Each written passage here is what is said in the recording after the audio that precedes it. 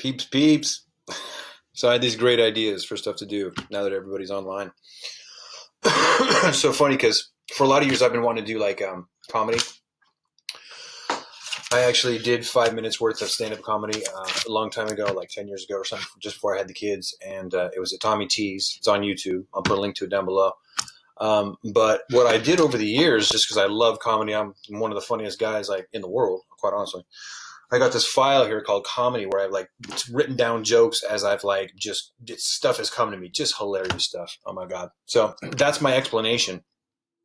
What I'm doing now is actually read. I just pulled out my first joke from my comedy file, which I'm going to go through like thousands, literally thousands of jokes I have. It's just amazing. It's incredible. Anyway, took out this one, just boom, random, pulled it out. Totally has to do with the sailor that was just fired for ringing the bell for the coronavirus. And this is about the Hudson River hero. And if you recall, a few years ago, there was a guy on the Hudson River that like landed a plane or something and like saved a bunch of people. He was the Hudson River hero. And what I wrote down as a joke at that time, which I thought was hilarious, was the boss of the Hudson River hero calls him.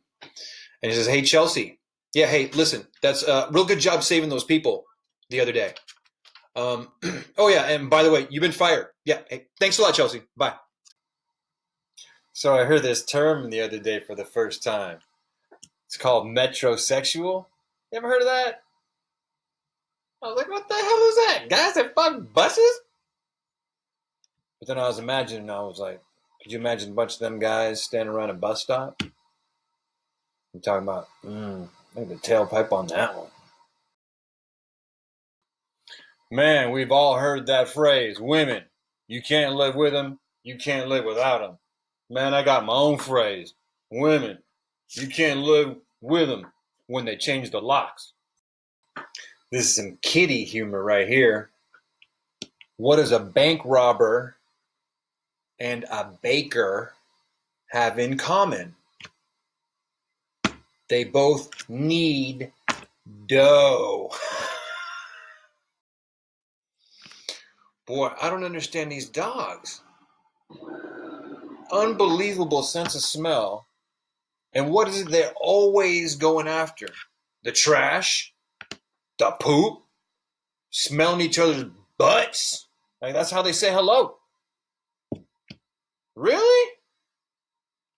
Man, I'd think if I had that good of a nose, like I would be good at avoiding. I grew up so poor in the hood that the snowmen's in my hood didn't have corncob pipes.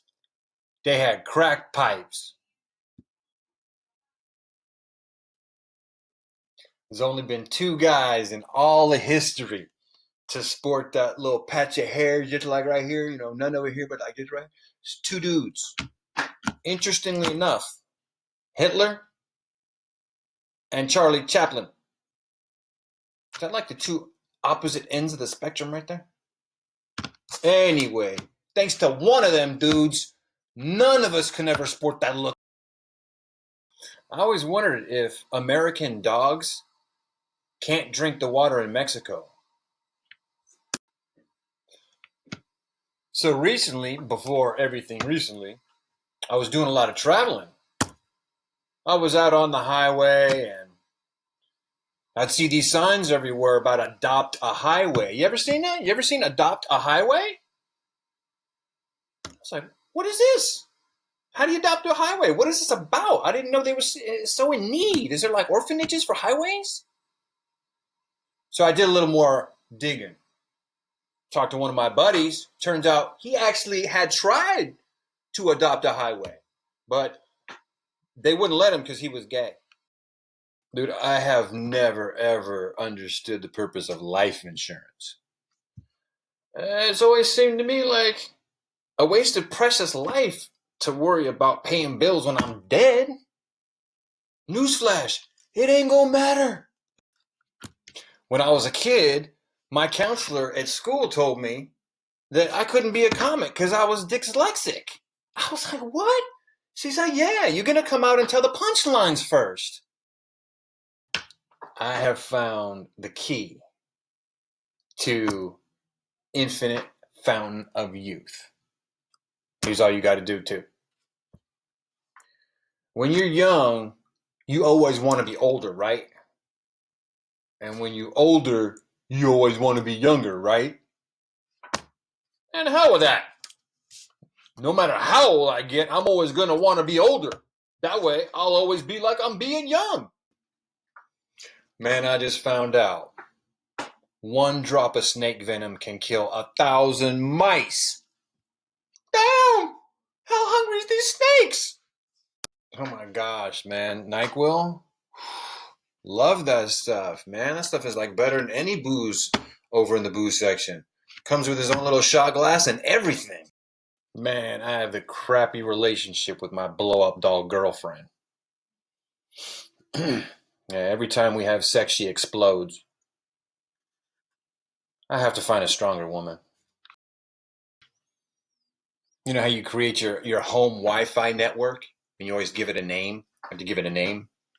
I like to name mine Hacking You Now. So if my neighbors ever look, don't be afraid. Once had a boss tell me, you shave that mustache off your face. Looks like a pussy on your face. I was like, damn, but I like pussy on my face. He's like, not in my establishment, you don't.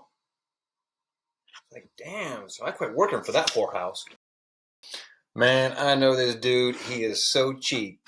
He doesn't know the value of $1. That boy knows. Whenever I meet new people and they ask me, hey, Dan, where are you from? I always tell them, my mother. I always wondered, how is it like female genitalia is so small and the male's is so big?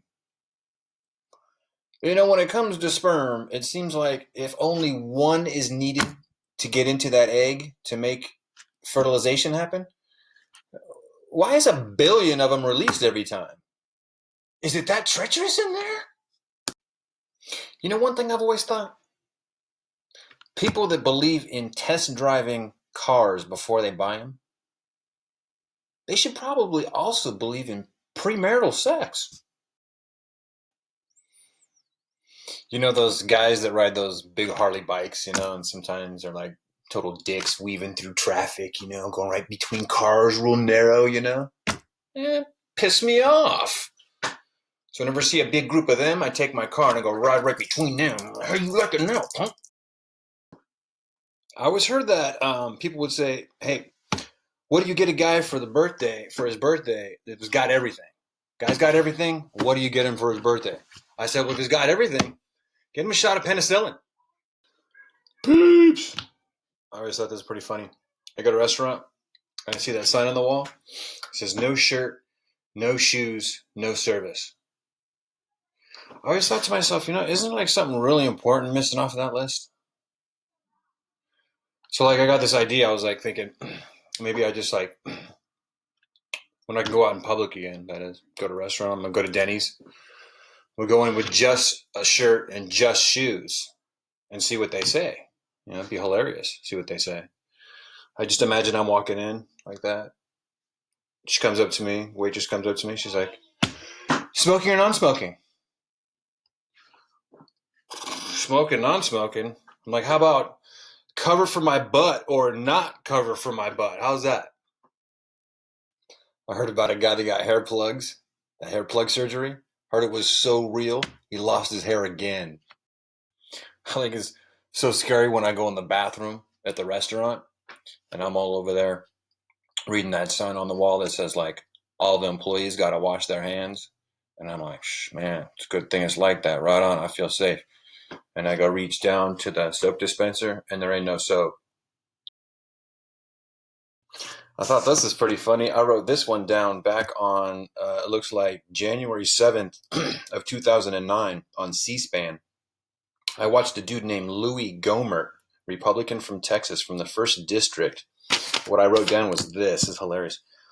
Apparently you can be court-martialed for expressing an opinion about the commander-in-chief when you're in the military.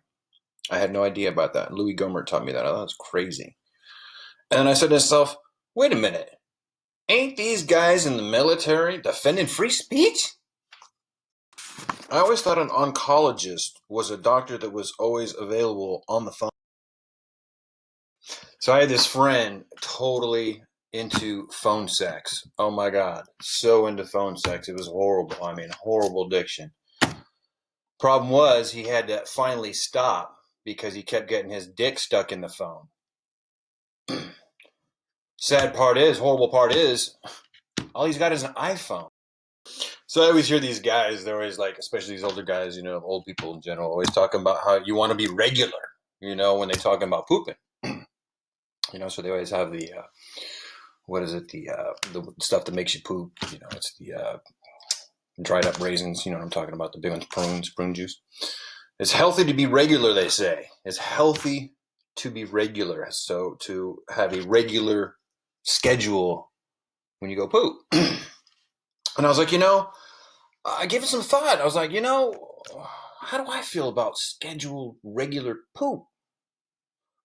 I kind of like random poop, just poop out of nowhere, just midnight, 4 o'clock in the afternoon, like early morning, like, I'm just not biased when it comes to when I poop. But then I started thinking, could you imagine if there actually was a schedule on the poop? I'll be talking to my friend. I'd be like, hey, you want to go out next Tuesday? But, I'd love to, man, but I think I'll be taking the shit. Sorry. You ever been so drunk you call the police on yourself? I was like, yeah, I think you better pull me over pretty soon.